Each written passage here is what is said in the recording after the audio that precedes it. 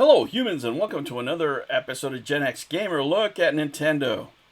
Look at what I got here, guys. Let me tell you something. Nintendo is poised to win the AI wars as far as the console wars. You know, there was another war. There was a cloud gaming war.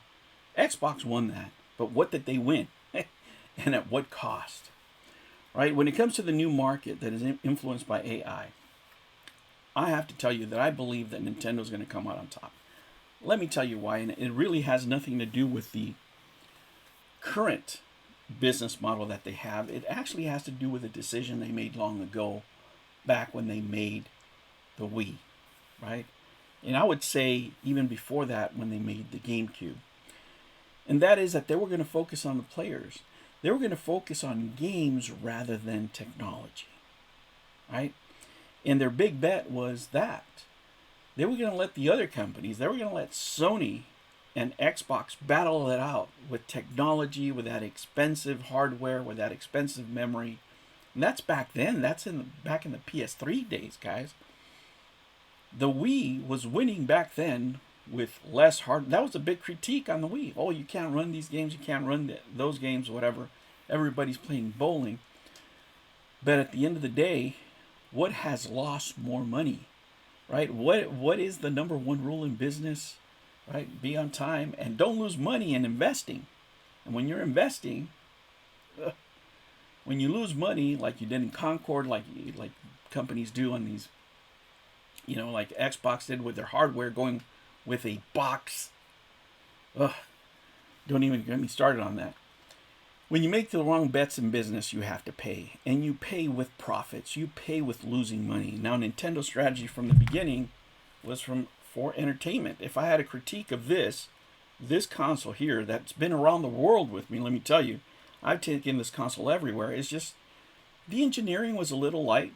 I just didn't feel like it feels like a fragile product, right? The reason I always wanted to get the Switch, it was because of Shin Megami Tensei. That is the reason that I wanted this console. I ultimately got it as a gift, but that's the reason I wanted this console, right? Wow, I mean, what a the hype that was going on back then because of the failure of the Wii U. And let me tell you, the Wii U is an underrated console. I still have it there. I'm staring at it right now, right? It's an underrated console. You could have done so much more. Regardless, guys, this product the engineering on it didn't feel, if anything, I thought they were going to do the Wii U controller, just portable.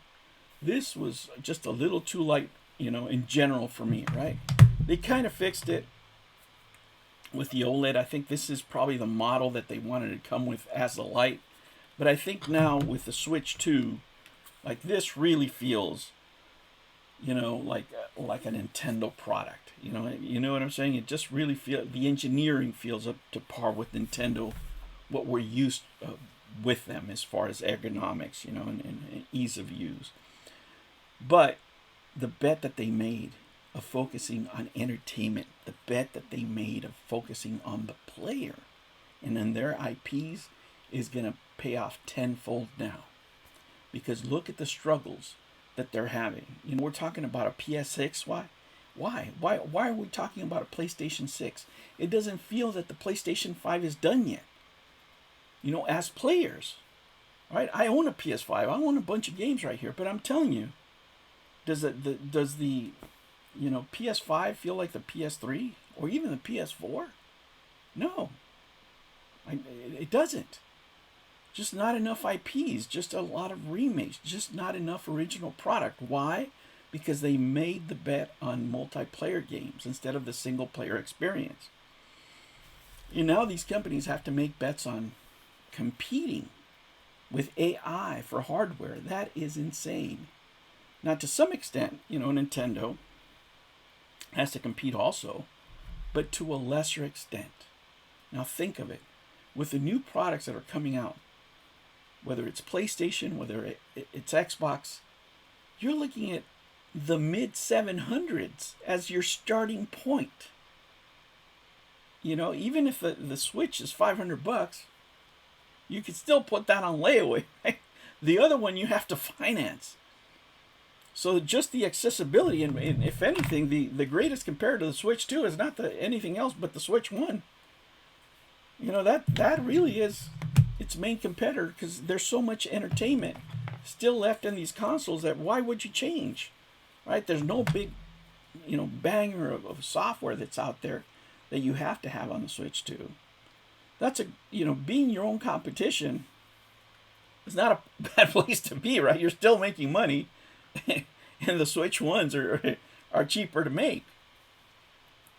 But that's not the position of Sony right now. Now with the losses that they've taken, let me ask you, if you could go back in time, right? If these companies could go back in time, do you think they'd be buying so many studios to make these massive failures, to make the Concords, right?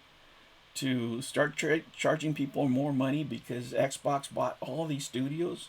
Why not just make a collaboration? Why not just get exclusive games released, on your console, or for a time period, time released exclusives, that kind of thing. So you don't have to spend, whatever it is, 62 billion, whatever the hell they spent on all these studios that have really made nothing of consequence, right? Like, what is it that Xbox has made that is selling banger consoles out there? Nothing, especially not now that they're, putting everything everywhere. Are they going to walk that back? I don't know. It doesn't make sense. It doesn't make sense to investors who are not thinking about losing money on every console now. Consoles that are not selling, you're producing them to keep them in storage. At some point, they have to blow those out. I'm waiting for those deals to come, right? But as far as the future, guys, I think the way these companies and the decisions that the CEOs made for the future really mortgage their future on AI. And that is eventually what's going to really crush these companies. That's the market crash we're going to see, if there's any, because the Switch sales are still going to be strong, right? The Steam sales, they're still going to be strong, right? There's plenty of games out there. The mobile games are still going to be strong. But for the other two of the big three, it's going to be rough. The console wars, Nintendo's the winner.